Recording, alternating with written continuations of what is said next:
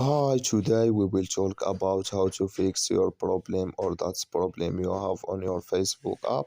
You just click here on settings, then you come here to settings window like you say, and you go down.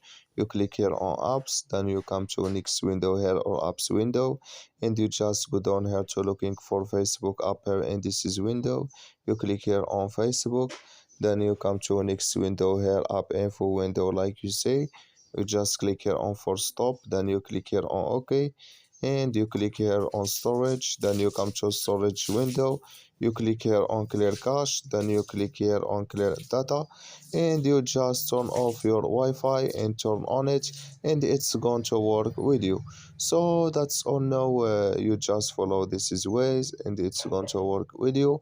That's all. Thank you for your watching. Don't forget to support us by like and subscribe, and see you in next video.